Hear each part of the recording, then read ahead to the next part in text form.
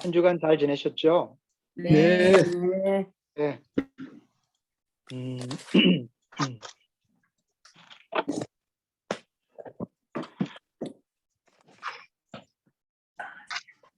오늘 봄을 재촉하는 비가 많이 내린 것 같네요. 네.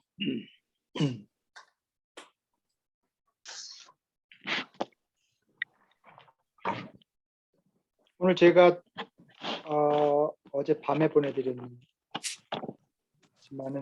한 장 더 한다고 해서 실망하셨나요? 아니요.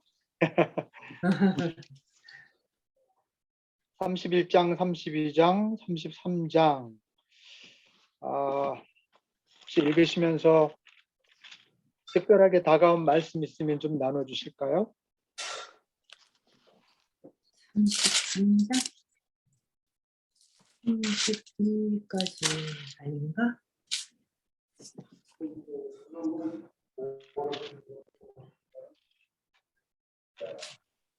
오늘도 스토리가 재미있는 네. 그런 내용들이 많이 나오죠. 네. 그리고 굉장히 감동적일 뿐 아니라 또 중요한, 어떻게 보면 야곱의 여정 가운데서도 제일 중요하고, 그리고 창세기 안에서도 제일이라고 말할 굉장히 중요한 메시지가 있는 본문이에요. 죄송합니다.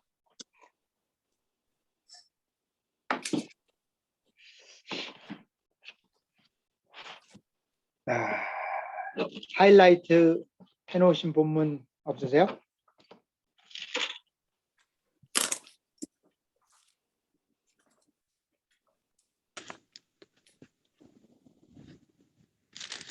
저는 그 32장에요. 네. 28절 그 내가 하나님과도 겨루어 이겼고 사람과도 겨루어 이겼으니 이제 내 이름은 야곱이 아니라 이스라엘이다. 그 말씀에서 그 30장에서 야곱은 내가 하나님의 얼굴을 직접 뵙고도 목숨이 이렇게 붙어 있구나 하면서 그곳 이름을 브니엘이라고 하였다 하는 말씀이에요. 네. 하나님을 직접 뵀다는 거가 좀 저한테 좀 뜻이 깊었던 것 같아요. 네. 어떻게 뜻이 깊으셨어요?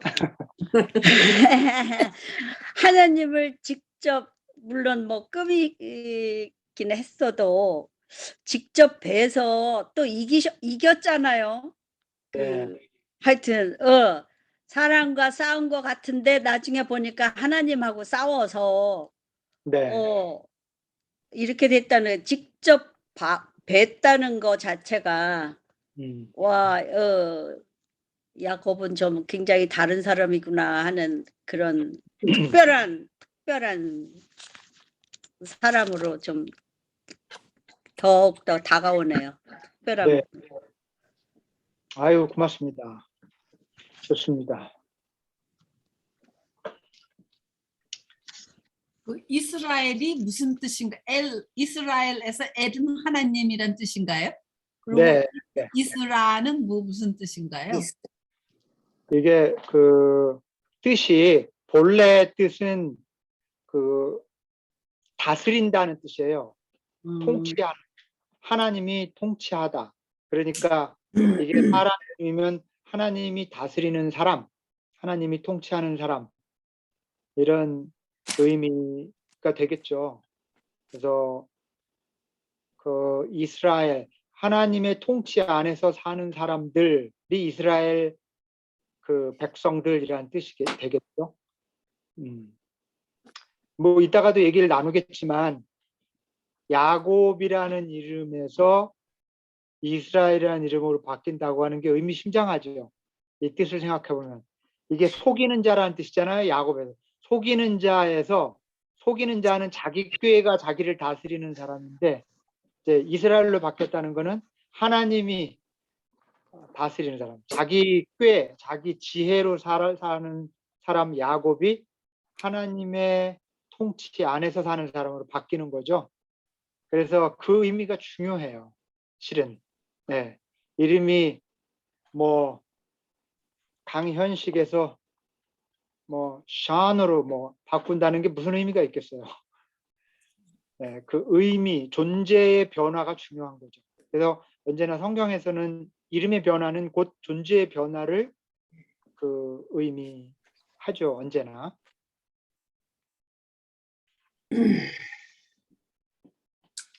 자, 혹시 한 분 정도 더 있으실까요? 오늘 다룰 내용들이 굉장히 많고 그리고 또 되게 중요해요. 시간에 맞춰서 한번 해보도록 하겠습니다. 그러면 화면을 공유할게요. 야곱의 영적 여정 두 번째 시간이고요. 성경을 옆에 이렇게 딱 놓으시고 31장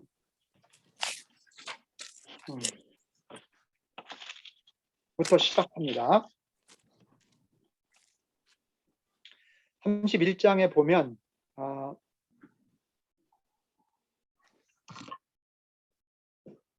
이제 그 삼촌 라반의 집에서 20년째 살아왔는데 지난 시간에 기억나시죠? 그 열등하게 점 달리고 얼룩지고 검은색을 띤 염소들 별로 많이 나오지 않는 새끼들을 갖겠다. 야곱이 그렇게 삼촌한테 얘기를 했는데 그 이후로 계속 얼룩진 놈들, 점 달린 놈들만 태어나는 거예요. 이제 그러면서 굉장히 부자가 됐죠. 그걸 지켜보고 있던 삼촌의 아들들, 사촌간이겠죠. 그리 시기하면서 좀 괴롭혔던 것 같아요. 그래서 이게 진짜 더 여기서 살아야 되나 그러고 있을 무렵에 근데 사실은 야곱의 입장에서는 와이프들이 삼촌의 딸들이잖아요. 그러니까 떠나기가 쉽지 않았을 거예요. 그래서 고민하고 있었는데 하나님이 떠나라고 요청하시죠. 그죠? 3절에 보면 주님께서 야곱에게 말씀하셨다. 너는 내 조상의 땅 너의 친족에게로 돌아가거라. 내가 너와 함께 있겠다. 그리고 13절도 보세요. 나는 베델의 하나님이다. 내가 거기에서 기둥에 기름을 붓고 거기서 나에게 맹세하였다. 이제 너는 곧 이 땅을 떠나서 내가 태어난 땅으로 돌아가거라. 네, 귀향을 요청하세요. 귀향으로의 초대. 제목을 그렇게 좀 달아보고 싶은데 이 고향은 어디죠?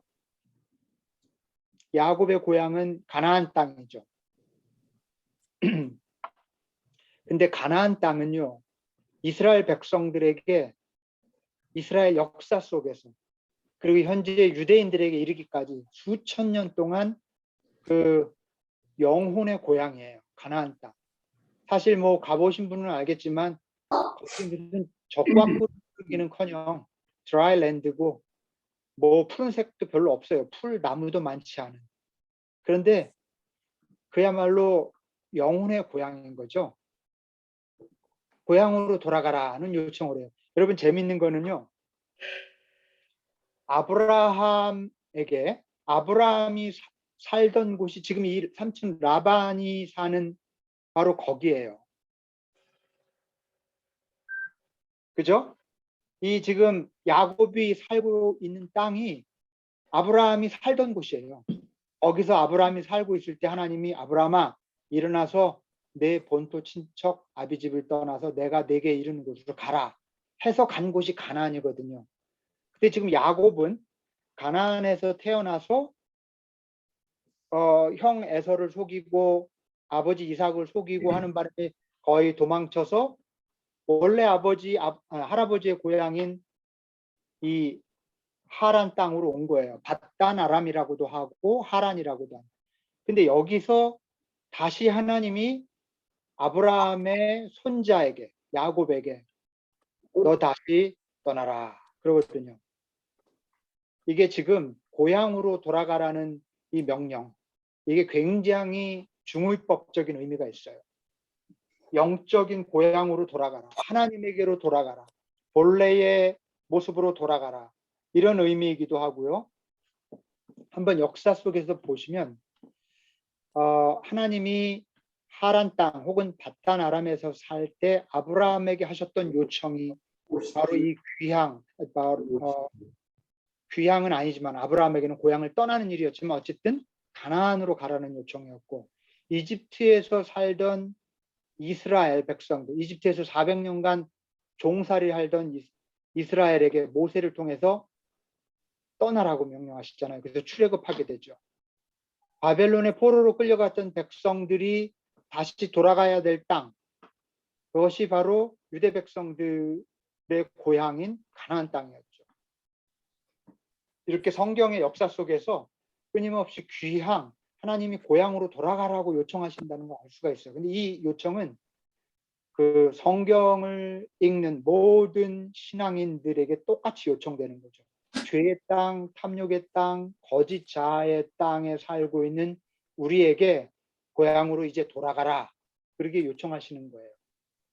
그래서 이 31장의 야곱에게 물론 이제 그냥 스토리 라인의 외적인 면으로 보면 타향살이를 끝내고 집으로 이제 돌아가는 그런 요청처럼 들리지만 영적으로는 바로 이런 의미가 있다 하는 그런 말씀입니다.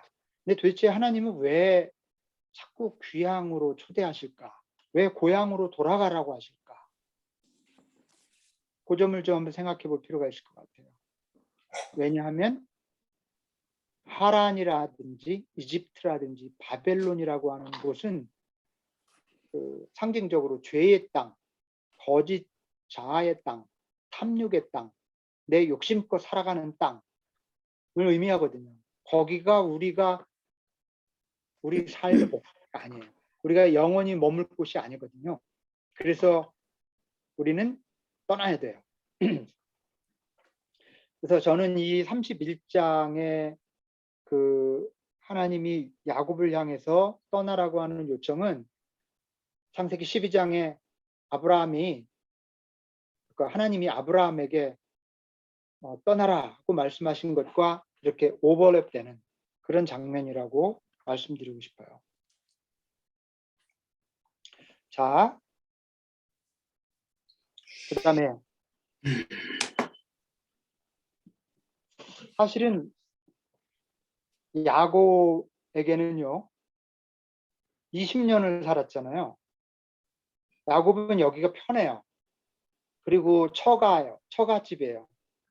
20년을 살았는데 저도 한국 떠난 지 20년 됐는데 야곱의 처지랑 비슷하네요. 여기가 이제 더 익숙하죠. 한국보다.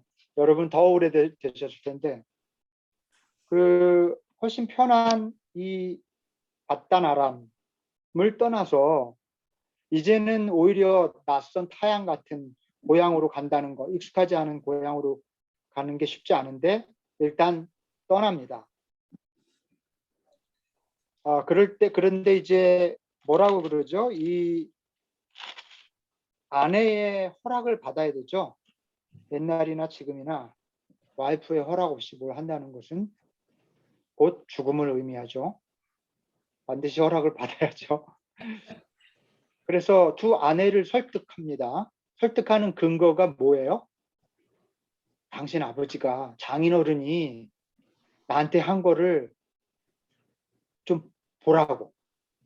내가 처음부터 결혼 때도 속았는데 내 품삯을 10번이나 바꿔치기 하면서 내가 가져야 될 몫을 다 그냥 가로챘다 하는 얘기를, 아마 그간은 자세히 내막을 몰랐던 것 같아요. 그 얘기를 들으면서 하면서 야곱은 이제 떠나야 될 것 같다 이제는, 그렇게 얘기를 했더니 두 아내도 허락을 하게 되죠. 자, 그래서 떠나는데 어떻게 합니까? 몰래 떠나요. 장인어른 몰래, 그리고 아버님 몰래. 근데 식구들이 굉장히 많아졌거든요, 이미. 애들도 11명이나 낳았죠. 아직 그 베냐민은 태어나지 않은 상태였던 것 같고, 10명이나 낳은 상태고, 또 와이프도 사실상 4명이잖아요. 아이의 엄마도, 그리고 종도 있을 것이고. 그래서 이제 식구들이 굉장히 많아진 상태에서 조용히 떠나는데, 떠난 지 사흘이 되도록 이 라반이 모르죠. 근데 이때 떠날 때 라헬이 아버지가 소중히 여기는 친정집 수신상을 가지고 나와요. 정확히 말하면 훔쳐서 나오죠. 성경 주석을 봐도 라헬이 왜 도대체 아버지의 수호신상, 드라빔이라고 하죠. 드라빔. 이 수호신상을 왜 훔쳤을까? 정확하게 이유를 알 수가 없어요. 하지만 이 이야기가, 이 에피소드가 수행하는 2가지 아주 분명한 역할이 있어요. 하나는 뭐냐? 나중에 이제 야곱이 알게 되잖아요. 아내가 그 아버지가 소중히 여긴 것을 훔쳐가지고 나온 것을. 이 사건으로 하여금 야곱은 자기가 아버지의 축복을 훔치잖아요. 그렇죠? 고향에서 떠나올 때 형이 받아야 될 축복을 자신이 속여서 아버지의 축복을 훔친 사건을 리마인드 해주는 역할을 해요. 그 다음에 또 뭐가 있냐면, 여러분 친정집 수호신상이 뭐냐면요, 이렇게 생겼어요. 이게 드라빔이에요. 이거는 고대 사회에 그 집집마다 집을 지켜주는 수호 역할을 하는 신으로 여겨졌어요. 사실은 지금 이 창세기에는 아직 율법이 생기기 전이잖아요. 그래서 이런 고대의 어떤 종교적인 관습 같은 게 그냥 막 섞여 있어요, 이야기 속에. 이런 민간 신앙 같은 풍습들이 지금 여기 도입된 거예요. 근데 다시 돌아와서 라헬이, 그러니까 아버지가 사흘 후에 쫓아와서 결국 따라잡죠. 따라잡고 사위한테 막 따지죠. 어떻게 말도 없이 이렇게 도망칠 수가 있냐. 그러면서 다 이해할 테니까 한 가지만 내놔라. 왜 수호신을 훔쳐갔냐, 드라빔을. 이제 그러죠. 그랬더니 야곱은 이제 그때는 영문을 모르고서 절대 그런 일 없다. 혹시 찾아서 나오면 그 사람 죽여라. 그러죠. 라헬이 훔친 걸 모르고 아버지가 샅샅이 장막마다 뒤지죠. 장막마다 뒤지고 마침내 라헬의 장막, 라헬이 훔친 그 장막을 뒤질 때 라헬이 어떻게 합니까? 성경을 읽어서 다 아시죠? 누가 알려주세요. 저기 낙타 안장 밑에다가 자기가 낙타를 타고 안장 밑에다가 숨겨놨어. 맞아요. 그림. 이게 상상도예요. 여기 지금 낙타가 앉아 있고 라헬이 앉아 있죠. 그죠? 이게 라반인 것 같고 아버지죠. 상상도이긴 하지만 어쨌든 뭐라고 변명을 합니까? 자기가 월경 중이어서 지금 일어나서 아버지를 맞이할 수가 없습니다. 이제 깔고 앉은 드라빔을 숨기기 위해서 그렇게 변명을 하는 거죠. 그죠? 자, 근데 이게 무슨 역할을 하냐면 나중에 이런 수호신이 월경 중에 깔고 앉음으로 해서 불결한 것으로 만들어 버려요. 그런 역할을 합니다. 이게 참 교묘한 이야기인데, 이제 이스라엘 백성들이 이 본문을 읽는 독자들은 100% 이미 율법 이후의 백성들이거든요. 율법을 가진 백성들. 율법을 가진 백성들 입장에서는 이 드라빔이 불쾌할 거예요. 불쾌한 신상이에요. 틀림없이. 그런데 라헬이 깔고 앉아버리잖아요. 그래서 이것 자체가 지금 이 가정마다 섬기는 수신에 대한 일종의 그 저주, 더 이상 신성하지 않은 것으로 그렇게 만들어버리는 역할을 이 이야기가 해주고 있어요. 그냥 맥락상 라헬이 그걸 왜 훔쳤어요? 라고 질문하는 것에 대한 대답은 저도 못 드리고 그 주석가들, 성서 전문가들도 대답을 잘 못해요. 근데 이런 역할을 설명하기 위한 게 아닌가 그렇게 이제 보고 있다는 말씀. 자, 이렇게 추정도 드리고, 자 그렇게 해서 이제 결국에는 아버지가 드라빔을 찾지 못하고 오히려 알았다 이제 사과를 하고 이제 헤어지려고 하죠. 자, 이 기왕 이렇게 된 거 이제 우리 약속을 좀 하자. 그러면서 라반이 야곱에게 계약을 세우자고 제안을 합니다. 근데 계약이라고 해봐야 돌무더기를 이렇게 높이 쌓는 거예요.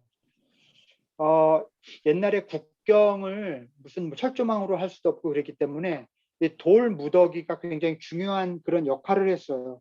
그 돌무더기를 쌓아놓고 쌍방간에 서로 이 경계를 서로 넘어가지 않도록 하는 상징으로 돌무더기를 쌓았는데 그걸 체결할 때 다른 여타의 계약 조건들을 세워요. 여기서 라반은 야곱에게 어떤 계약 조건을 제시하냐면 네가 내 딸인 레아 라헬을 위해서 다른 여자와 결혼하지 않겠다고 약속해달라. 이런 약속을 왜 했냐면 아버지니까 당연히 그러겠지만 그보다도 다른 여성을 또 아내로 받아들이면 혼인상의 권리가 확 줄어들어요. 딸들에게. 이제 그런 것들을 이제 아빠로서는 좀 걱정을 하고 사위가 그런 약속을 잘 지켜주기를 부탁을 한 거죠. 그리고 이제 그야말로 경계, 이스라엘과 아람 사이의 경계를 확정하고 서로 침범하지 않기로 언약을 세우는 거예요. 자, 여기 이 지금 경계는요, 정확히 오늘날의 이스라엘, 시리아, 요르단 있는 그 세 나라의 경계가 있는 바로 그 지역이에요. 두고도 고대부터 이쪽에 그 경계가 있었다는 사실을 알 수가 있어요. 이 바단 아람이나 하란 땅은 시리아 영역에 속해 있는 땅이거든요. 네. 그래서 서로 침범하지 말자 하는 그런 의미가 있고요. 이게 조금 더 영적인 의미로는 이 야곱이 라반에게로 침범해서 뭐 탈취하거나 뭐 그러는 것도 안 되고 라반도 이 경계를 넘어 야곱에게 가서 어떻게 더 이상 하지 않겠다는 그런 의미인데요. 그냥 어떤 국가 간의 경계의 의미를 넘어서 야곱이 더 이상 라반에게로 돌아가지 않겠다는 거예요. 라반이라는 사람은 야곱의 영적인 여정에서 옛 삶의 중심 인물이에요. 또는 인생 전반기의 상징이 되는 가장 투쟁하고 그냥 서로 경쟁하고 더 가지려고 싸우는 그런 어떤 인생, 그 first half of life의 어떤 상징 같은 인물이거든요. 그래서 그 경계를 세움으로써 서로 계약을 약속하기를 야곱도 이제 더 이상은 그리로 넘어가지 않겠다. 과거로 돌아가지 않겠다는 거예요. 그러면 이 경계를 넘어서서부터는 어떤 여행이 시작되는 거냐면 second half of life가 시작된다는 뜻이에요. 야곱으로서는 야곱의 여정에서 굉장히 중요한 출발이 여기서부터 시작되는 거예요. 그래서 이 큰 타이틀이 옛 삶으로부터의 탈출 이렇게 되는 겁니다. 근데 이 경계와 이 계약 체결이 중요한 의미를 갖는다 하는 말씀입니다. 지금까지 야곱이 그 형을 속이고 아버지의 축복을 가로채고 도망쳐 와서 살아왔던 삶, 그 어떻게 보면 굉장히 파란만장하고 고난에 찬 그 삶, first half of life의 삶을 살았던 곳에서 겪은 일들을 가만히 보면 숨겨진 의미가 있어요. 지난 시간에도 제가 간단하게 언급을 했지만 자, 한번 보십시오. 여기에서 이 삶이 야곱에게 어떤 의미냐? 아버지를 기만하고 도망쳐 나온 야곱이 삼촌에게 기만당한 채 살아야 했던 삶이에요. 이게 삶이라는 게. 또 형을 속인 야곱이 자기가 사랑했던 라헬 대신에 그의 언니였던 레아와 속임 결혼을 당하게 되죠. 지난 시간에 말한 거고. 그 다음에 아버지의 축복을 훔쳤던 야곱이 라헬이 아내 라헬이 드라빔을 훔친 것을, 드라빔을 훔친 라헬을 지켜봐야 했어요. 그러니까 그 라헬의 모습을 보고 뭐라 할 수 없는 거예요. 자기 거울처럼 자기를 비춰주니까. 그죠? 이렇게 속이는 자, 야곱이라는 이름의 뜻이죠. 발 뒤꿈치를 잡는 자. 이게 발 뒤꿈치를 잡는다는 말이 속인다는 뜻이래요. 이 속이는 자 야곱은 이렇게 끝없이 삼촌 집에서 속임을 당하면서 이런 고난을 겪으면서 정화되고 성숙해져가는 과정을 거친 겁니다. 그래서 이 인생 전반기에 그 거칠고 힘들었던 어려웠던 삶이 무의미한 삶이 아니에요. 자기 자신의 그 모습들을 한계와 또 죄된 모습들 전부 돌아보면서 고난을 통해 그 purification, 정화의 과정, 그리고 sanctification, 성숙 또 성화의 과정으로 나아가는 거죠. 귀향이라고 하는 것은 바로 이렇게 영적으로 점점 더 성숙해져가는 과정을 뜻해요. 신락원이라는 말, 이게 한자어인데 무슨 말인지 아시죠? 낙원을 잃어버리는 거죠. 에덴에서 쫓겨난 상태가 신락원이죠. 낙원을 잃어버렸다 이런 거죠. 그런데 고향으로 돌아가는 것은 다시 낙원으로, 에덴으로 돌아간다는 의미거든요. 이스라엘 백성들에게 가나안 땅은 에덴을 상징하는 곳이에요. 영적으로. 그러니까 지금 야곱이 숱한 고난을 거쳐서 다시 고향으로 돌아간다고 하는 것은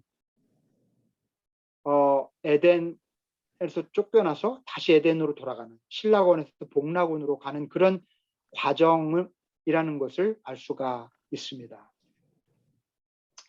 자, 여기서 또 한 가지 재미있게 좀 짚어볼 것은 여기 29장부터 31장까지의 내용이 대칭 구조로 되어 있어요. 여러분 구약에 굉장히 자주 등장하는 구조예요. 방식. 글을 일부러 이렇게 배치해요. 이제 성경을 쓸 때 오늘날의 소설가나 작가들이 이렇게 써내려가듯이 그냥 써내려가는 게 아니라 구성을 염두에 둬요. 스트럭처를. 그래 놓고 정 가운데에 가장 중요한 그 메시지를 딱 두고 그다음에 대칭 형태로 이렇게 놔요. 한번 볼까요? 여기 29장 처음에 보면 야곱이 이제 삼촌네 집에 도착을 해서 이제 양치기들을 보고 그다음에 라헬이 데리고 온 그 가축들에게 물을 먹이고 그다음에 라헬을 만나서 삼촌 집에 왔다는 것을 알고 만남에 입맞춤을 하죠. 그런데 저 맨 밑으로 가봅시다. 지금 라반과 헤어질 때 지금 그 돌무더기를 쌓고 계약을 체결한 다음에 이별의 입맞춤을 하잖아요. 이게 대칭을 이뤄요. 그렇죠? 다시 위로 올라가서 그다음에 라반과 야곱이 이제 만나서 한 달이 지난 다음에 계약을 체결하죠. 네가 이렇게 그냥 일해서는 안 된다. 그래도 삭슬 좀 받아야 되니까 네가 원하는 걸 말해라. 그래서 계약을 체결하는 거죠. 무슨 계약을 체결합니까? 라헬을 달라고 그러죠. 그래서 7년간 일하기로 계약을 하고 뭐 하는 그런 과정. 라반과의 계약이 있어요. 자, 밑으로 내려오면 조금 아까 설명하듯이 돌무더기를 쌓아놓고 하는 계약. 네, 더 이상 이 경계 넘어오지 말자. 서로 피차한 라반과의 만남과 계약이 또 이렇게 대칭을 이루죠. 다시 위로 올라가서 라반이 야곱을 속이잖아요. 네. 언니 레아를 주고 또 품삯을 계속 속입니다. 근데 어때요? 야곱도 라반을 속여요. 그 점 달린 거, 얼룩진 거, 까만 거. 그거 나 다 달라고 그래 놓고는 이제 나뭇가지를 파서 이렇게 해서 모든 새끼들이 그렇게 그런 것들이 나오게 하잖아요. 이게 또 대칭을 이뤄요. 그리고 그 가운데 놓여져 있는 이야기가 뭐냐면 이스라엘의 12아들, 야곱의 11명이 정확하게는 11명의 자녀들이 태어나는 이야기가 딱 놓여져 있어요. 이 이야기 대칭 구조가 이거를 잘 모르면 그냥 지나가는데 이거는 굉장히 의도적인 겁니다. 왜 이런 대칭 구조를 활용하냐면요. 그 이야기를 통째로 외우기가 쉬웠어요. 이야기를 통째로 이렇게 이 이야기의 구조를 이런 식으로 대칭 구조로 해놓으면 옛날처럼 막 인쇄술이 있었던 것도 아니고 책을 쉽게 만들어 썼던 것도 아니고 그런 시절에 이런 대칭 구조를 통해서 이야기를 외우기 쉽게 했고요. 그 다음에 이 대칭 구조의 센터에 있는 그 메시지를 강조하는 거예요. 뭐죠? 야곱의 12지파의 기원을 이렇게 알게 되는 거죠. 이런 의미로 대칭 구조로 이루어져 있다고 하는 것을 참고로 알아두시기 바랍니다. 그래서 이 야곱의 이야기가 야곱의 그 내러티브가 쭉 흘러가면서도 이렇게 12지파의 기원을 굉장히 의미심장하게 강조하고 있다는 것을 알 수가 있어요. 당연하죠. 이스라엘 사람들에게는 이게 중요했겠죠. 그래서 야곱의 이야기 속에 이런 구조가 들어와 있다 하는 말씀을 드립니다. 자, 31장을 이렇게 마치고 32장으로 가볼게요.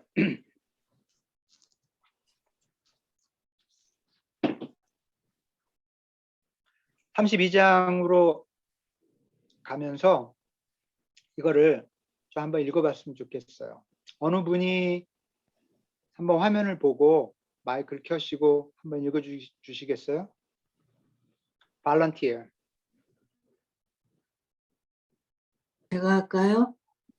네, 좋습니다. 네, 새로운 여행, 고향으로 돌아가는 여행. 인생의 진정한 목적을 이루려면 그동안 살아오던 옛 삶의 방식을 떠나 새로운 여행을 시작해야 한다. 더 많은 소유, 더 높은 지위, 더 큰 성취를 위해 경쟁하며 살아왔던 삶, 생존을 위해 아둥바둥하며 살아왔던 인생 전반기의 삶의 습관에서 떠나서 더 내려놓고 더 비우고 더 겸허해지는 인생 후반기에 성숙하고 아름다운 삶을 향해 나가야 한다.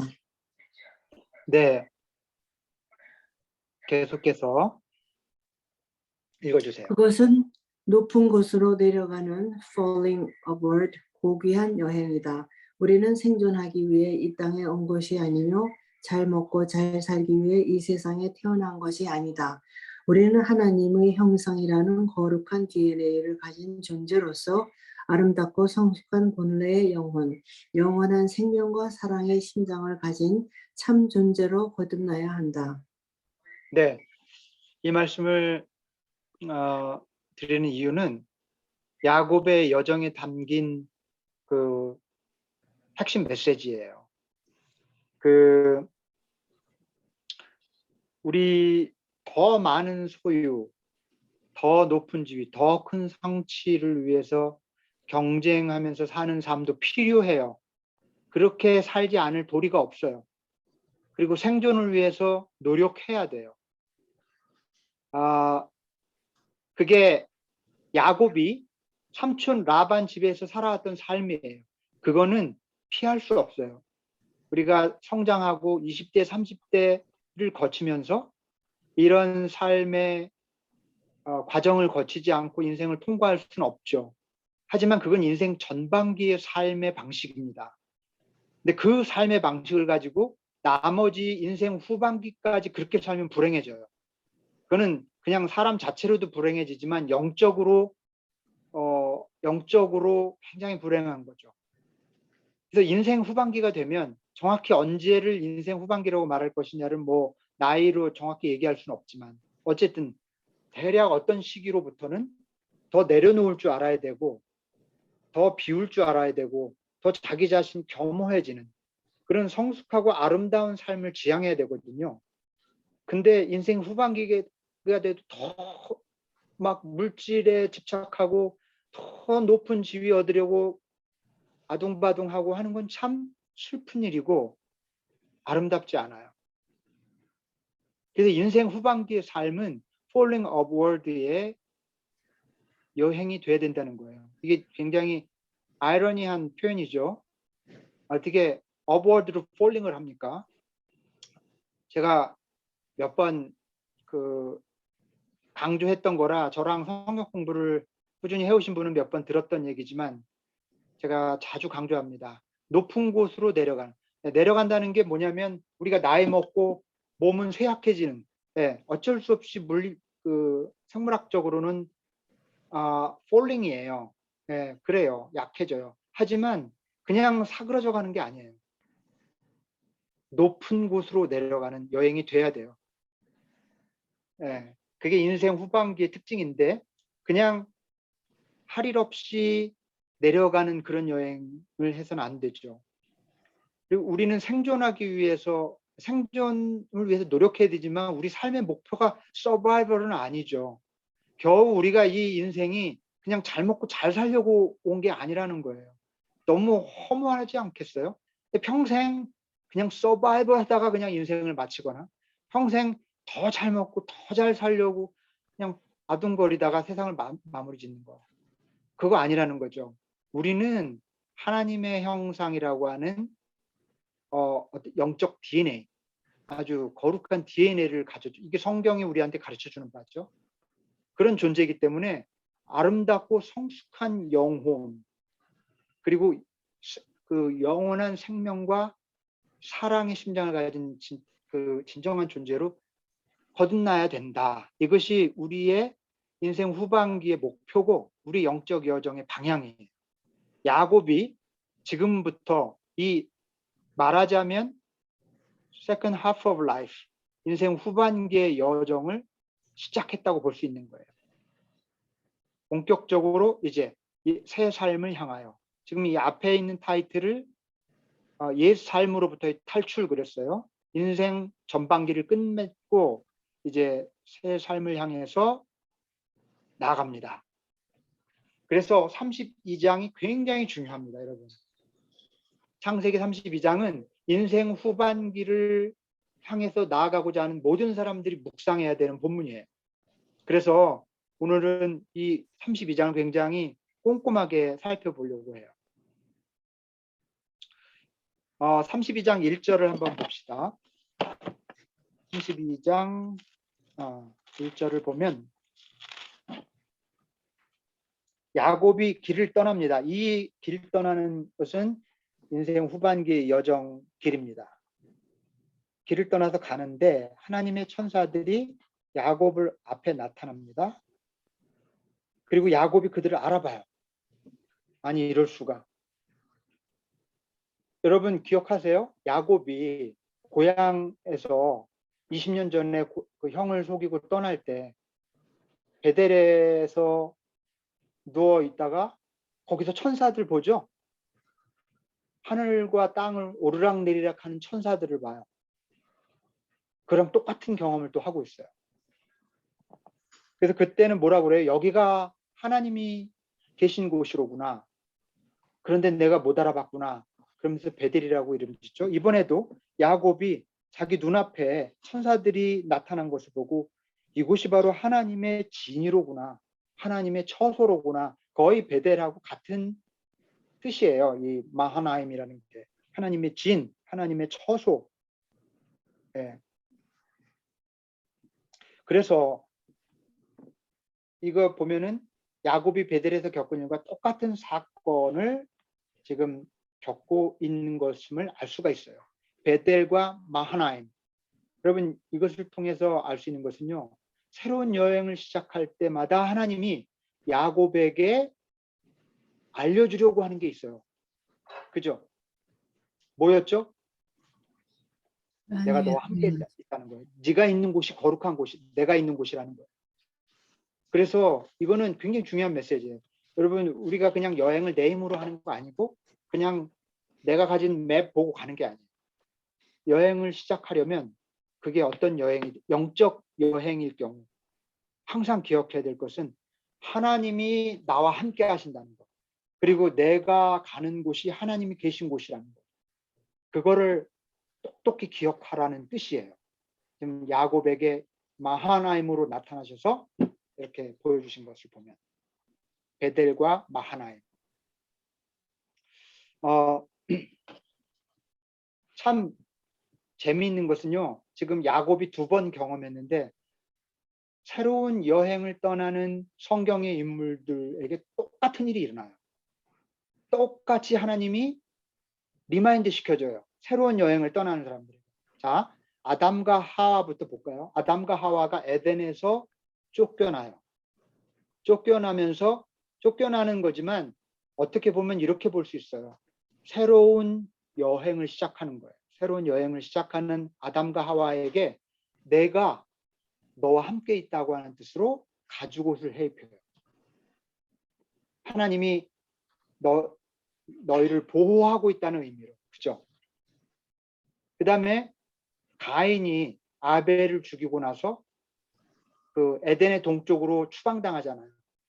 그때 어떻게 해주죠? 가인을 해치지 못하도록 그 인을 찍어주잖아요. 그쵸? 어깨에 인을 찍어줘요. 하나님이 보호하고 하나님이 함께 하신다는 그런 사인이죠.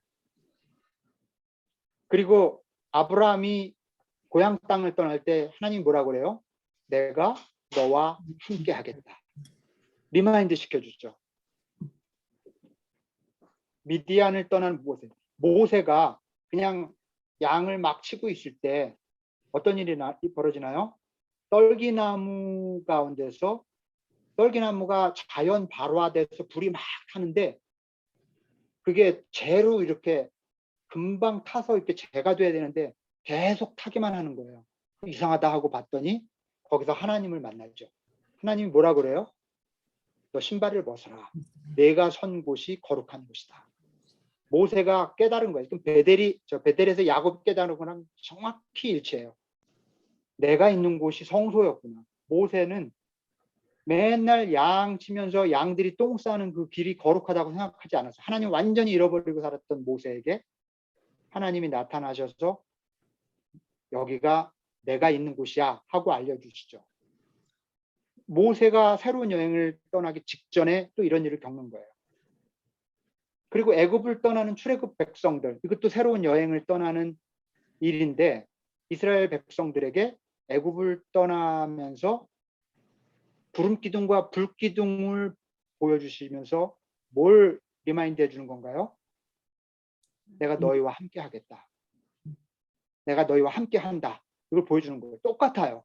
지금 설명드리는 게 다 한결같이 새로운 출발, 새로운 여정, 영적 여정을 떠나는 사람들마다 하나님이 꼭 하시는 게 꼭 이 말씀이에요. 내가 너와 함께 한다. 네가 있는 곳이 내가 있는 곳이다. 그래서 이거 참 중요한 메시지라는 사실. 그 다음에 그런데 이제 여기 보면 야곱이 좀 두려워해요. 그죠? 3절 32장 이제 왜냐하면은 형에게로 가는데 형을 만날 자신이 없는 거예요. 이게 뭔가 알 수 없는 두려움에 사로잡히죠. 그래서 여기 읽어보면 얼마나 32장의 제목은 그냥 야곱의 두려움 이렇게 정해도 될 정도예요. 얼마나 두려워하는지. 근데 맞습니다. 우리가 뭔가 영적인 새로운 삶을 시작하려고 할 때, 새로운 여정을 걸으려고 할 때마다 두려움이 있고요. 장애물이 있어요. 굉장히 자연스러운 일입니다. 그런데 그 두려움에 지면 안 돼요. 지면 여정이 끝나버리고 말겠죠. 여행.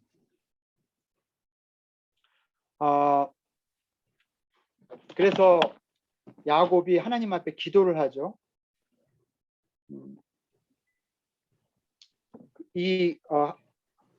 아브라함을 할아버지를 보살펴 주신 하나님, 32장 9절입니다. 아버지 이삭을 보살펴 주신 하나님, 고향으로 돌아가면 은혜를 베푸시겠다고 약속하신 하나님, 주님께서 주님의 종에게 베푸신 모든 은총과 온갖 진실을 이 종이 감히 받을 자격이 없습니다 하면서 쭉 얘기하면서 11절 보면 부디 제 형의 손에서 저를 건져 주십시오. 형이 와서 저를 치고 가족들을 죽일까 두렵습니다. 이러면서 이 기도 속에 야곱이 얼마나 두려워하고 있는지가 너무 잘 드러나 있어요. 여기 보면 기도 속에 두려움과 동시에 또 하나님이 자기에게 해준 약속을 또 막 하나님한테 하면서 하나님 저 지켜주시겠다고 했잖아요. 그러니까 지켜주세요 하면서 이렇게 두려움과 약속 사이에서 방황하는 야곱의 내면의 세계가 아주 고스란히 담겨 있어요. 야곱의 기도 속에. 자, 그리고 13절부터는 어떻게 합니까? 야곱이 이제 에서 형에게 줄 선물을 따로 고르죠. 그래서 염소, 양, 낙타, 소, 나귀, 뭐 가축 종류도 굉장히 다양해요. 그 중에서도 암컷, 예, 숫 양도 있지만 암양, 암컷이 비싸거든요. 새끼를 낳기 때문에 귀하거든요. 값어치가 나가니까 그런 것들로 준비를 해서 최선을 다해서 형의 마음을 누그러뜨리는 화해를 위한 노력들을 시도하죠. 그게 21절까지 진행이 돼요. 근데 여러분, 야곱의 이 노력이 제대로 먹혔습니까? 별로 작동하지 않아요. 별 효과가 없어요. 그렇지만 야곱의 마음 속에 화해하려고 하는 마음을 가지고 있었다는 점이 중요합니다. 굉장히 이 부분이 중요한데, 여러분, 그 화해, reconciliation, 이거는 우리의 영적인 여정에서 굉장히 중요한 주제고요. 반드시 우리가 통과해야 될 그런 과제예요. 과정입니다. 화해, 우리에게 누구나 화해 과제가 있어요. 사람마다, 가정마다 맺힌 매듭을 갖고 살지 않는 사람들이 없어요.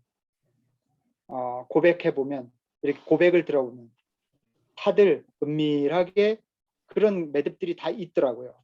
근데 그 매듭이 풀려야 되는데 그렇지 않으면 우리가 성장이 일어나질 않아요. 근데 이제 제가 꼭 말씀드리고 싶은 것은 이 화해라는 거 혹은 용서라는 거 있죠. 이거를 그냥 그 당위성 때문에 그렇게 해야만 된다는 그런 의무감 때문에 억지로 화해를 한다든지 억지로 용서를 시도하는 것은 어쩌면 의미가 없을 수도 있어요. 의미가 없다기보다 어쩌면 효과를 반감시킬 수도 있어요.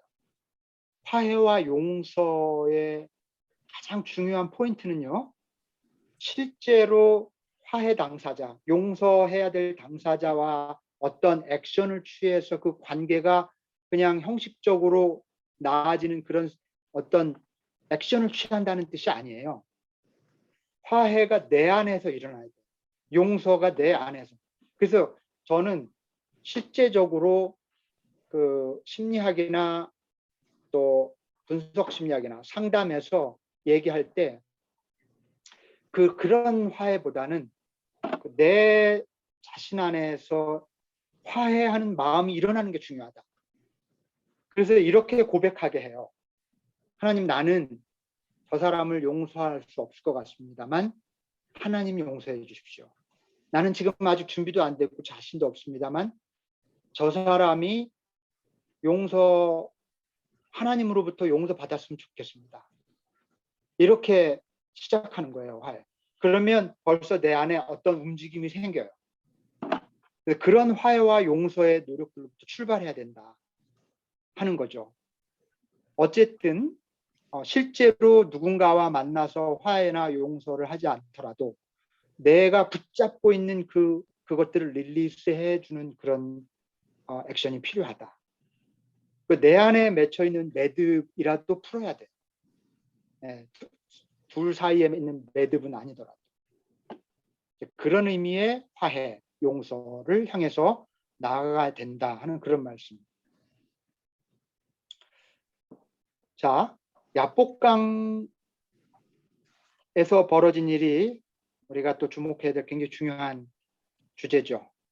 야복강은요, 굉장히 우리는 익숙한 강인데 사실은 되게 작아요. 모르겠어요. 고대에는 좀 이게 넓은 강이었는지 모르겠는데 요단강도 그렇거니와 야복강이라는 별로 그렇게 크지 않고요. 근데 건기에는 굉장히 아무나 걸을 수 있을 정도로 뭐 종아리 정도 젖을 정도가 되는 얕은 시내였다가 비가 오는 철이 있는데 그때는 이제 수량이 많아져서 강수량이 급류로 바뀌는 요단 동편의 지류예요. 이게 이 강이 다마스커스, 시리아의 수도죠. 다마스커스에서 요단 계곡으로 이어지는 그 무역로가 있어요. 킹스웨이라고 그 고대 아주 굉장히 오래된 무역로가 그 옆으로 지나갑니다.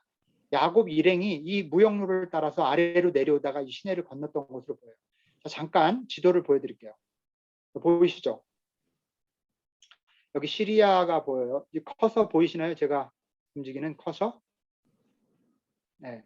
요 위에 쪽, 위에 쪽이에요. 그 하란, 아람이라는 것이. 쭉 내려오다가 아마 여기 요르단과 시리아와 이스라엘의 접경 지역이 있는 데서 삼촌 라반과 계약을 체결해 돌무더기를 쌓아놓고 그리고 일로 쭉 내려온 거예요. 이게 킹스웨이라고 하는 그 고대 무역로가 있어요. 그런데 이 야복강을 건너오게 되어 있는데 이게 요단 계곡이어서 산지입니다. 산지고 이쪽은 굉장히 낮아요. 이쪽은 서안지구 쪽은 이쪽은 해발이 높아요. 높은데 이쪽으로 야복강이 흐르는 거예요. 이 강을 건너야 했던 겁니다. 실제 사진도 있어요. 오늘날의 사진이에요. 강이라고 할 수도 없죠. 우리 동네 뒤에 있는 냇가 같아요. 이게 야복강의 모습이에요. 좀 흐린데 참고로 그냥 가져와 봤어요. 야곱 일행이 그렇게 쭉 북쪽에서 아래 남쪽으로 이어진 무역로를 따라 이동하다가 이 시내를 건넜고요. 야곱은 이 야복강 성경을 보면 야복강을 건너지 못한 게 아니라 야복강을 다 건넙니다. 건너고 나서 더 다른 사람들은 다 앞서 가게 하고 자기 혼자 여기 남아 있었던 거예요. 여기서 야곱의 여정이 멈춰질 뻔했어요. 너무 두려움에 사로잡혀서. 야곱의 마음속에서 맺혔던 매듭이 풀리질 않으니까 영적 여성 지속할 수가 없었던 거예요. 일단 화해라고 하는 것이 상대방과 하는 화해보다 더 중요한 게 내가 내 자신과 화해하는 게 중요합니다. 내가 그를 풀어주기로 용서하지 못한다 하더라도 그를 하나님의 손에 맡기기로 하는 결단, 그게 정말 중요해요. 내 안에 있는 매듭을 푸는 것.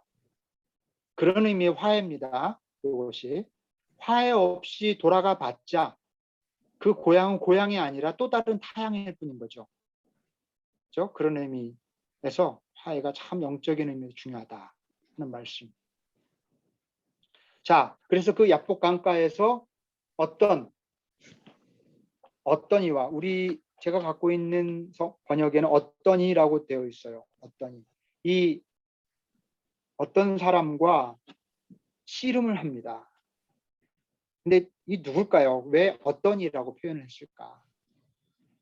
유대교 랍비 주석에는 이 씨름한 사람을 에서의 수호천사다. 그래서 에서의 수호천사와 씨름해서 이겨서 통과하고 에서와 화해하게 되었다. 뭐 그런 주석이에요. 조금 우리한테는 낯선 주석이죠. 낯선 해석이죠.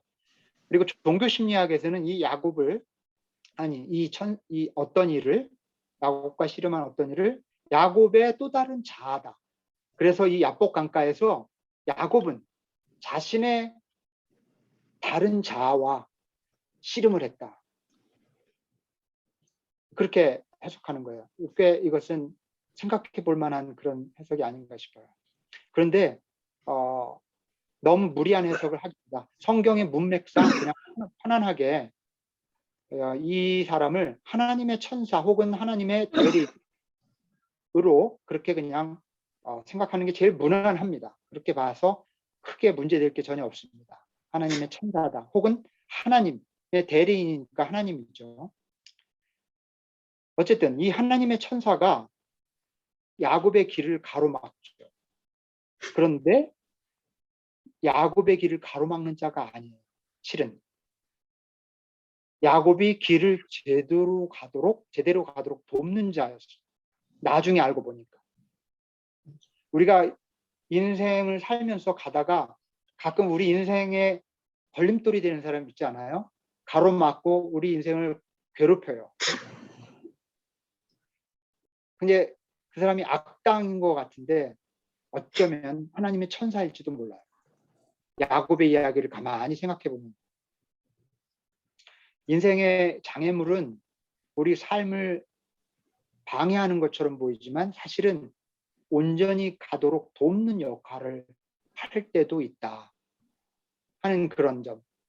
야곱이 씨름하면서 야곱이 가는 길에 가로막이 되는 그런 인물이 아니라 앞으로 나아가게 하는 자였다는 점을 묵상하면 우리 삶에 대비해 보면 그렇다는 거죠. 자, 여기서 야곱이 이제 씨름을 하는데 씨름이라는 게 이제 삿바 메고 한국식으로 하는 씨름이 아니었겠죠. 어쨌든 막 실갱이가 벌으면서 이 씨름이 담긴 의미가 인생의 싸움이죠. 투쟁이고 분투고. 사실 가만히 보면 야곱은 일생 동안 싸웠던 사람이에요. 형 에서와 장자권을 놓고 싸웠죠. 아버지 이삭과도 축복을 가로채기 위해서 형으로부터 아버지와도 어떻게 보면 싸운 거죠. 삼촌 라반과도 아주 처절하게 싸우잖아요. 속고 속이고 하면서. 그런데 인생 전반기의 싸움과는 다른 싸움을 시작해요. 야복강가에서. 이 싸움꾼 야곱이 비로소 진짜 싸움을 여기서 하게 되는 거예요. 옛날 인생 전반기에 싸웠던 싸움의 목표는 뭐였냐면 더 많이 벌고 더 많이 소유하고 더 높아지는 것. 이게 옛 축복의 성격이에요. 그러니까 맨날 이걸 축복이라고 생각하는 사람은 옛날 축복에 붙들려 있는 거죠. 그런데 야곱이 싸운 싸움의 목표를 보세요. 새 싸움의 목표는 더 많이 갖고 더 많이 버는 거, 더 유명해지는 게 아니에요. 소유와 명예가 아니라 새로운 존재가 되는 것이었어요. 이게 새 축복의 내용이에요. 이게 인생 후반기를 걷는 사람들의 축복의 목표예요. 새로운 존재가 되는 거. 왜 하나님은 야곱을 쉽게 보내지 않으셨을까? 왜 그렇게 막 야곱과 씨름하면서 쉽게 보내주지 않죠? 왜 하나님은 우리가 인생길을 쉽게 가도록 허락하지 않고 고난도 주시고 고통도 주실까? 야곱은요, 이 씨름을 하면서 비로소 자기가 살아왔던 옛 삶의 그 중심이 부러져요. 옛 존재의 기운, 전부 다 몸속에 있는 모든 기운이 다 빠져버려요. 그리고 아시는 것처럼 환도뼈가 부러지잖아요. 예. 옛 사람이 완전히 꺾어져 버려요. 그러니까 쉽게 인생길을 쉽게 가지 않게 하시려는 하나님의 뜻 가운데 하나는 오히려 우리로 하여금 온전한 길로 안내하기 위한 하나님의 사랑과 은혜의 계획일 수 있다. 근데 조심할 것은요, 우리가 겪는 모든 고통이나 고난을 그렇게 다 해석해서는 안 돼요. 어떤 고통, 어떤 고난은 도무지 해석할 수 없는 고난도 있다는 점, 그거는 일단 전제하고 이런 말씀을 드립니다. 자, 환도뼈에 대해서 얘기해 볼까요? 엉덩이뼈인데 엉덩이 부분에 보면 약간 이렇게 움푹 들어가면서 뼈쪽 이렇게 튀어나온 부분, 환도뼈 뼈라고 하는데 사람 몸의 정중앙에서 중심을 잡아주는 역할을 하는 뼈죠. 이 씨름의 이 싸움의 본질이 뭐냐면 환도뼈로 버티는, 말하자면 야곱의 옛 자아를 가지고 이 싸움을 싸우고 있잖아요. 버티다가 결국 하나님의 천사가 그 뼈를 부러뜨리죠. 야곱의 옛 자아가 무너지는 거죠. 예. 그래서 어떻게 됩니까? 야곱은 걷지 못해요. 쩔뚝거리게 되는데 옛날처럼 걷는 방식으로는 더 이상 걷지 못하는 거예요. 새로운 걸음을 배우게 된 거예요. 배워야만 하는. 환도뼈가 부러진, 하나님이 환도뼈를 부러뜨리는 이유는 옛날처럼 걷지 말라는 거예요. 완전히 새로운 걸음을 걷기 시작해야 된다는 뜻이죠.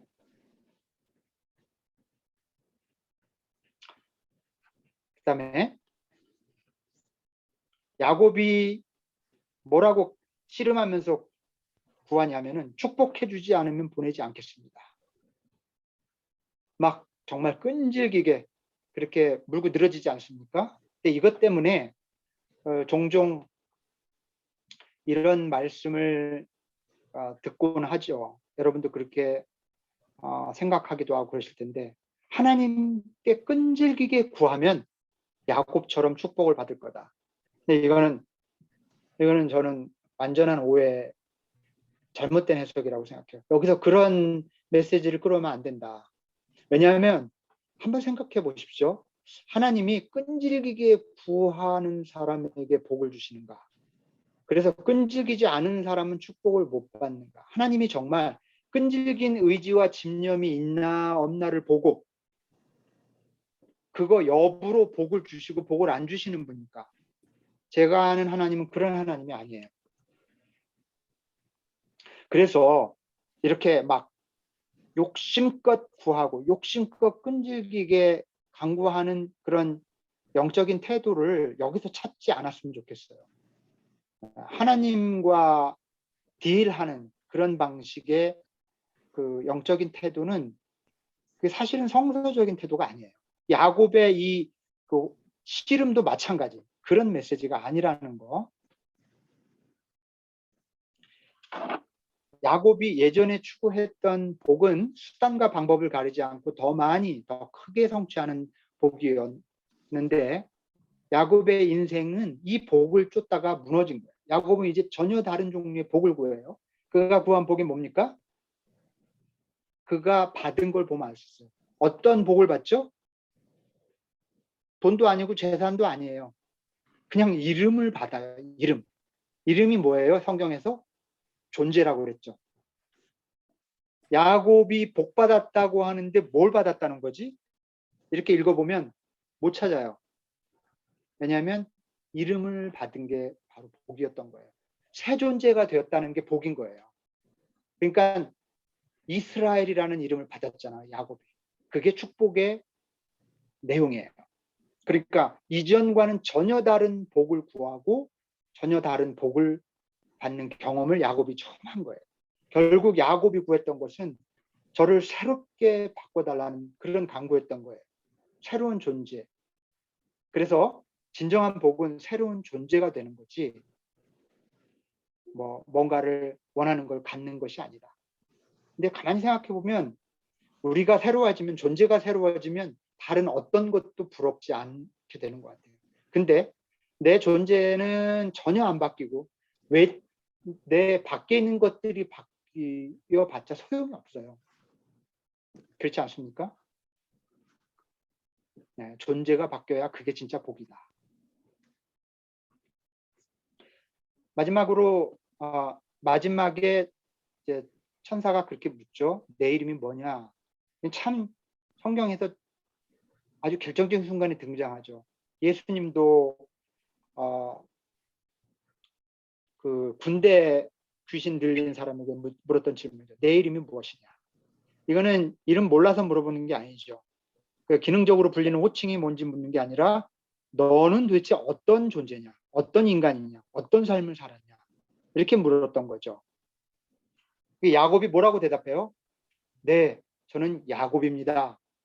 이렇게 말하죠. 근데 그거는 그냥 호칭을 알려준 게 아니에요. 이렇게 고백하는 거예요. 천사님, 하나님, 네, 저는 속이는 자였습니다. 이렇게 말한 겁니다. 자기 삶을 고백한 겁니다.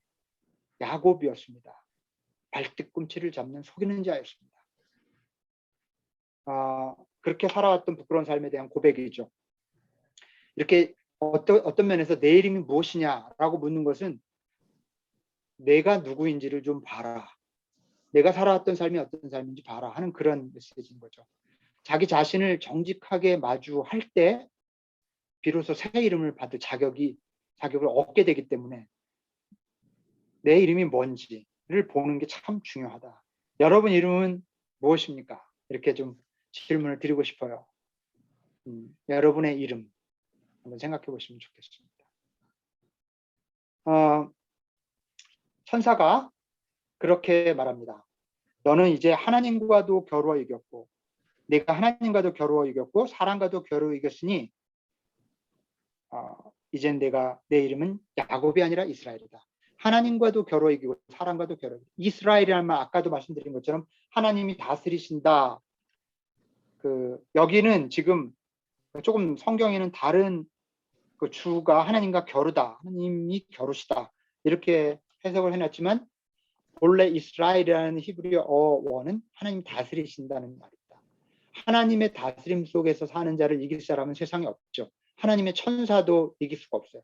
하나님 안에서 살아가는 사람, 다시 말해서 이스라엘은 하나님도 이기시지 못한다. 이게 무슨 말이냐면 우리 품에 꼭 안겨서 나만 의지하며 살아가는 그 어린 자녀를 어떤 부모도 이기지 못하죠. 나를 완전히 신뢰하고 사랑하고 자기를 맡기는 그런 의미로 좀 보면 될 것 같아요. 새 이름을 얻었어요. 그리고 야곱이 절뚝거리면서 분이엘을 지날 때 해가 쫙 올랐다고 그랬어요. 그래서 그를 비췄다고 그랬어요. 그 분이엘의 태양이라는 단어 굉장히 유명한 말이에요. 분이엘은 하나님의 얼굴이라는 뜻이고 태양은 성경에서 늘 하나님 임재를 뜻하거든요. 하나님의 얼굴로 이렇게 임재하시는 장면인 거예요. 그 처절한 싸움을 싸우고 환도뼈가 부러지고 이제 옛 자아가 완전히 죽고 옛 걸음걸이를 다 버리고 절뚝거리며 새로운 걸음을 걷기 시작하는, 조금은 어설프지만 완전히 이전과는 다른 걸음을 걷기 시작하는 야곱을 하나님이 비춰주시는 거예요. 자신의 얼굴로. 얼마나 감동적인 장면인지 몰라요. 분이엘의 태양. 이 분이엘의 태양빛이 우리 모두를 쫙 비춰주면 얼마나 좋을까. 그런 생각입니다. 그리고 여기서 보면 지금 에서와 만나기 직전이잖아요. 이 중요한 만남, 이게 중요하죠. 만나서 화해를 해야 되니까. 이 중요한 만남을 앞두고 그 전에 더 중요한 만남이 필요해요. 지금 이 사건은 약복강에서 이 실험한 사건은 그걸 가르쳐 줍니다. 여러분이 어떤 중요한 만남, 중요한 어떤 이벤트, 인생의 어떤 중요한 계획이 있을 때 그 전에 더 중요한 만남이 필요하다. 하나님과의 만남이죠. 왜냐?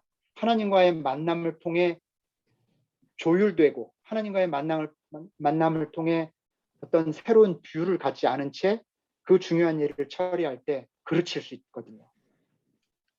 그런 뜻입니다. 자, 마지막 장. 오늘 좀 길어졌는데요. 마지막 33장은 사실은 특별히 32장이 워낙 중요해서 32장의 그 모든 긴장이 풀리면서 릴리즈 되는 해피엔딩으로 끝나는 아주 그 행복한 이야기예요. 33장은. 그래서 간단하게 좀 살펴봐도 될 것 같아요. 성경은 근데 조금 생각해 볼 것은 뭐냐면 여기 그러고 나서 야곱이 고개를 들고 이렇게 보니까 에서가 400명의 군사를 데리고 쳐들어오죠. 이거는 틀림없이 야곱을 치려고 그렇게 온 거예요. 400명의 군사는 용서하려고 왔던 게 아니에요. 근데 여기 보면 33장 앞부분에 보면 그냥 이 에서가 그 야곱을 만나자마자 얼싸안죠. 끌어안고 두 팔을 벌려서 끌어안고 야곱의 목을 안고 입을 맞추고 둘이 함께 울었어요. 입을 맞추는 거는 그냥 관례입니다. 가까운 사람들이 나누는. 여기 보면 야곱과 에서의 화해와 용서가 어떤 계기로 이루어졌다는 말이 설명이 없어요. 야곱이 굉장히 애썼어요. 가축도 갖다 바치고 뭐 몇 대로 나눠서 하나씩 이렇게 했지만 그게 워킹하지 않았어요. 에서의 마음을 돌리지 못했습니다. 야곱의 계획이. 그리고 에서도 용서할 의도를 가지고 있었던 게 아니에요. 400명의 군사를 데리고 왔잖아요. 이거 보면 야곱과 에서가 계획하지 않은 뭔가 알 수 없는 신비한 은총이 양 사람에게 임했던 거예요. 성령이 두 사람의 마음을 감동시켰던 거라 것이 틀림없어요. 화해와 용서는요, 인위적인 노력이나 계획 그런 걸로 안 돼요. 아무리 애써봤자 용서하고 싶지 않은 사람이 용서해주고 싶어지던가요? 안 되죠. 그래서 혹시 여러분 화해하지 못하는 사람, 용서하지 못하는 사람이 있으면 여러분이 하려고 하지 마시고 하나님께 의탁하시면 참 좋다. 먼저 하나님, 저는 아직 못하겠어요. 하지만 하나님이 먼저 위로해 주시고 만져주세요, 저 사람. 이렇게. 네. 하나님께 속한 거예요. 용서와 화해는 내가 할 수가 없는 거예요. 그저 내 안에 있는 매듭만 푸는 겁니다. 그게 하나님께 맡겨드리는 거예요. 화해와 용서를 위해서 우리가 해야 될 일은 그럼 뭐죠? 그럼 할 일이 없는 건가요? 하나님께 속한 것이라면? 있습니다. 야곱의 경우를 봐도 야곱이 한 일은 뭐냐면 자기를 내려놓은 거예요. 자기가 화해하려고 억지로 애쓴 것들은 다 실패로 돌아가고 선물 꾸러미를 주고 하는 건 다 실패로 돌아갔지만 자기를 완전히 내려놓고 야복강가에서 한 그거죠. 그리고 이스라엘 하나님의 다스림에 자기 삶을 완전히 맡겨드리고 나왔을 때 이 화해가 일어났잖아요.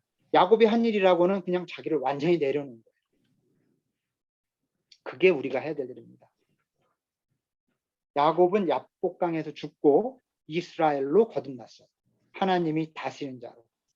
그게 우리가 할 일이다 하는 말씀. 여기 성경에 보면요. 화해와 용서가 일어날 때 나타나는 현상을 쭉 보여주고 있어요. 어떻게 야곱과 에서가 만나서 형 사실은요. 제가 그때 너무 철이 없고 그랬으니까 용서해 이런 말 없죠.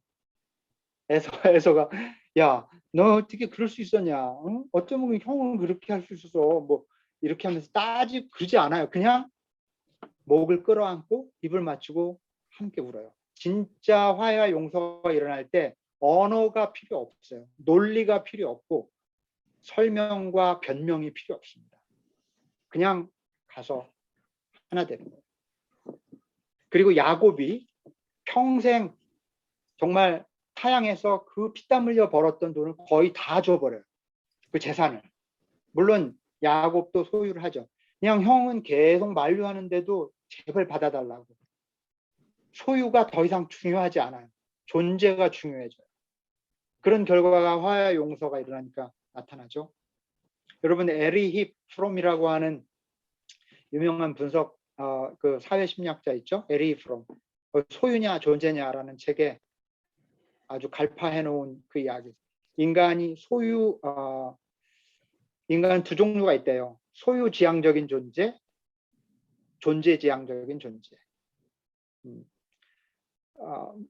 네, 여기 시간이 많이 갔으니까 이게 이 정도도 하고 어쨌든 존재지향적인 삶이 참 필요하다. 네, 소유보다 존재가 중요하다. 그 다음에 야곱이 그러잖아요. 형님의 얼굴을 뵙는 것이 하나님의 얼굴을 뵙는 것 같습니다. 이거 아부 같지만 아부가 아니에요. 이 자기도 모르게 터져 나온 고백인데요. 이 말씀 속에 담긴 메시지가 있습니다. 화해와 용서가 일어날 때 우리 형제에게서 원수 같았던 그 타인에게서 하나님의 얼굴을 보게 되는 거예요. 예, 정말 꼴도 보기 싫었던 사람이 예뻐 보이고 아름다워 보이고 하는 그런 일. 이것도 화해와 용서가 일어날 때 나타나는 현상이다. 그래서 마침내 이제 형은 떠나고 형의 곳으로 야곱은 세겜 땅에 정착해서 엘 엘로헤 이스라엘이라는 제단을 쌓고 거기서 새로운 삶을 시작하면서 이스라엘이 이제 가나안 땅에 뿌리를 내리게 되는 기초가 이제 다져지게 되는 거죠. 오늘 좀 굉장히 길었어요.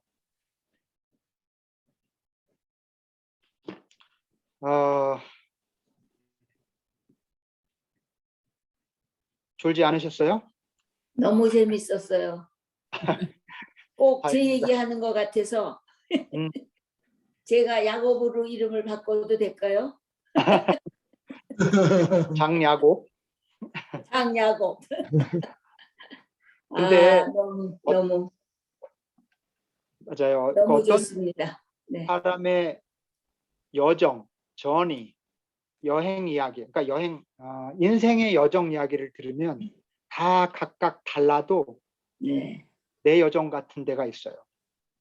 그래서 사람의 인생 여정은 귀하지 않은 여정이 없고 굴곡지고 정말 너무 불행한 삶을 살았던 사람도 이렇게 보면 왠지 공감되는 데가 있는 거예요. 야곱의 인생, 아름답다고 할 수 없는 인생이지만 완전히 나를 비춰주잖아요. 그렇죠? 네. 그리고 딱 인생 전반기와 후반기를 보여주면서 영적인 여정을 걷는다는 게 뭔지를 너무 잘 보여주는 이야기. 근데 제가 개인적으로 오늘 요약해드린 이 31, 32, 33장 가지고는 한 1년치 설교 거리를 이렇게 찾을 정도로 많은 메시지가 들어있는 그런 내용들입니다. 그래서 오늘 좀 길어진 거 용서하시고 여러분 이제 자유롭게 한 10분 정도 남았는데 뭐 느낌이나 좋았던 점이나 또 궁금한 점이나 소감 좀 나눌 시간 갖겠습니다.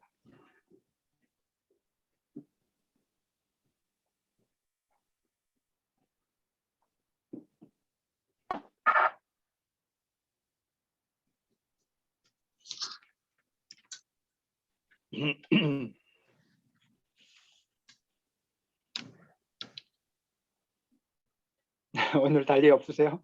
제가 너무 말을 많이 해서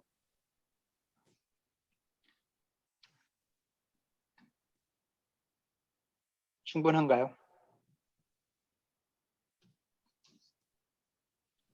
시간을 길게 주셔야지 얘기할 것 같아요. 길게 얘기하기 원하시면 길게 하세요. 아니, 오늘 밤에 못 끝나요. 그건 나중에 만나서 말씀을 네. 하고 간단하게 네. 얘기해 보세요, 집사님. 네. 제가 한마디 할까요? 네.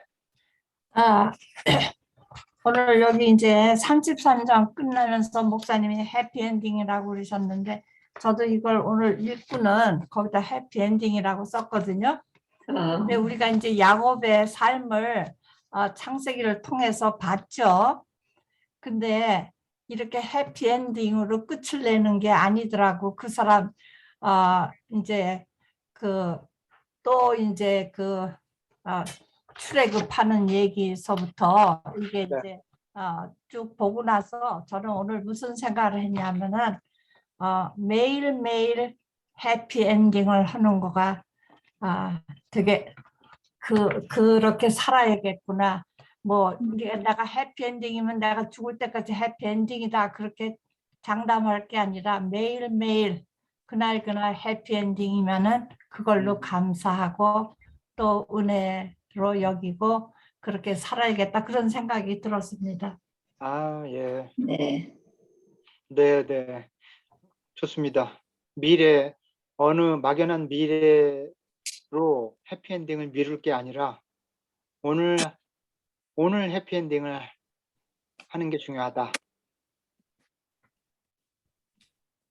그런 메시지로 들리네요.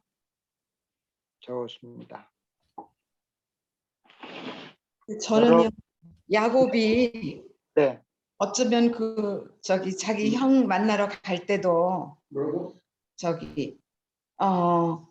자기네 그 여종의 애들을 먼저 세우고 레아의 아이들을 먼저 세우고 그다음에 라헬의 애들을 넣고 어떻게 하는 것마다 그렇게 얕게 구는데 우리의 삶이 그렇다 하는 생각이 들더라고요. 네, 그래서 너무 웃으면서도 이렇게 회개하게 되더라고요. 굉장히 뭐랄까 세심하게 읽으셨다 싶네요. 맞아요. 그게 야곱이 정말 저 성격은 어디 안 가는구나. 이 얌체 중에 상얌체, 이기적이고 너무 이기적인, 그러다가도 궁극적으로 사실 우리도 결국 크게는 그런 식으로 살아오지 않았나. 예, 그런 반성을 하게 만드는 부분인 것 같아요. 예. 꼭 뭐 야곱처럼 이렇게 하지 않아도 보이지 않는 부분에서 이렇게 행동할 때가 있죠, 우리가. 그죠?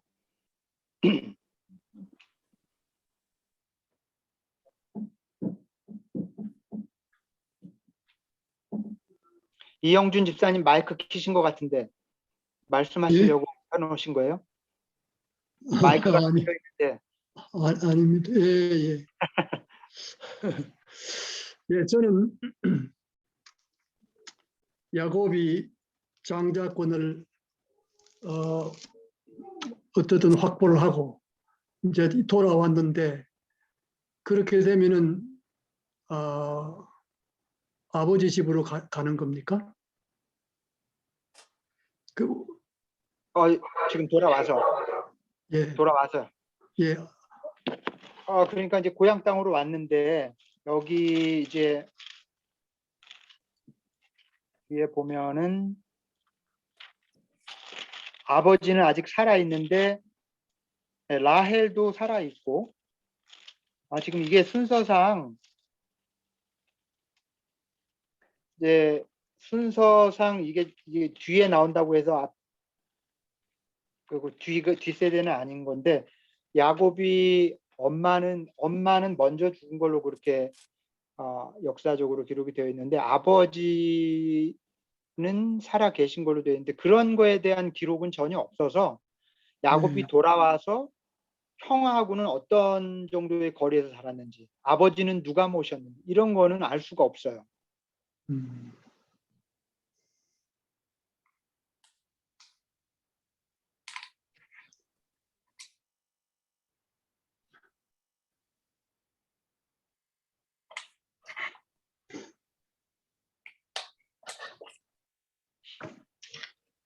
수고하셨습니다. 자, 오늘 공부하느라고 수고하셨고요. 달리 하실 말씀이 없으면 이쯤에서 마무리할까 싶은데 마무리해도 되겠습니다. 요 다음은 몇 장 해요? 3장 더 읽으시면 돼요. 34장부터 36장까지. 네, 3장 더 읽으시면 이제 야곱의 여정이 마무리돼요. 야곱의 여정을 한 번 더, 사실상 뭐 야곱의 스토리는 끝나는데 요셉의 이야기가 시작되기 전에 중간 이런저런 이야기들을 다루게 되는데 그 부분을 하게 될 겁니다. 이런 부분이 또 의외로 재미있기도 해요. 자, 여러분 오늘 수고하셨고요. 오늘 수고하셨습니다. 이도실 권사님 말씀대로 해피엔딩 하시기를 바랍니다. 네. 네, 감사합니다. 목사님 네. 수고 정말 많으셨어요. 네, 네, 또 하고 감사합니다. 마치고요. 늘 하듯이 하나님, 오늘 야곱의 이야기, 여정을 따라서 다단 아람에서 야복으로, 야복에서 또 고향 땅으로 이어지는 여정들을 따라가면서 우리 인생길을 돌아보게 됩니다. 주님, 인생 전반기에 삶의 습관에 젖어서 여전히 예전에 추구하던 것들에 매달려 있는 것은 아닌지요. 주님, 야곱의 말씀을 통해서 들려주신 것처럼 이제 그건 내려놓고 인생 후반기에 우리가 추구해야 할 아름다운 존재, 하나님께 우리 자신을 맡기는 삶, 그 귀한 길로 나아가게 하여 주옵소서. 우리도 야곱이라는 이름 내려놓고 이스라엘이라는 하나님이 다스리는, 하나님이 통치하는 그런 존재로 앞으로도 우리에게 주어진 삶을 한 걸음 한 걸음 걸어 나가게 하여 주시옵소서. 이 밤 늦은 시간까지 말씀과 함께 길을 걸어온 저들 하나님 편안한 쉼을 얻게 하시고 행복하고 또 평안한 귀한 쉼을 허락하여 주옵소서. 감사하며 예수님의 이름으로 기도하옵나이다. 아멘. 아멘. 아멘. 수고하셨습니다. 네, 감사합니다.